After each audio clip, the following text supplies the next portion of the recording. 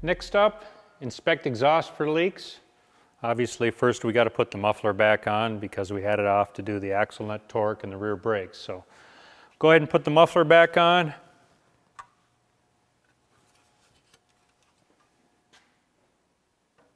Yes. Pivot that up. Look at your mount there. Kind of wiggle that thing in there. And that'll drop down into that little slot for it. Pivot this around, kind of keep an eye on until these bolts line up to their holes. All right, get them started.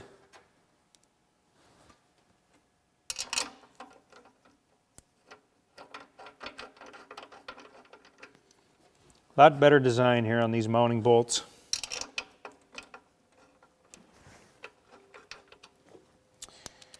Now keep in mind this motorcycle has the stock exhaust on it. That never ever used to happen. I mean, I'd have 25, 30 motorcycles in the shop and not one of them would have a stock exhaust. But nowadays, you know, people want to retain that 2-year warranty. So they're getting a little nervous. They don't want to void their warranty. They don't want a headache at the end of the day. They're running with stock exhaust. They're going to tough it out. Some people don't care. First thing they do, they put a $1,200 exhaust system on. Either way, then you're going to go back and double check somebody's work. So let's snug this up.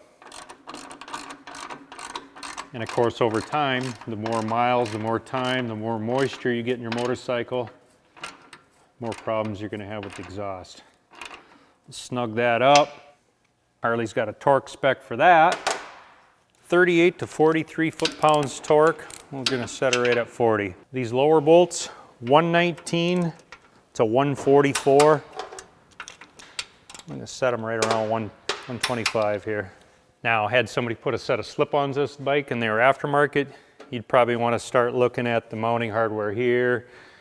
Double check these guys down here, see if you don't know who worked on it.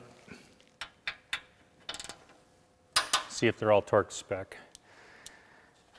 Another thing you can do, especially if it's got an aftermarket exhaust, is probably just really pay attention, you know, to the flange nuts up here. Just go in there and kind of give them a snug.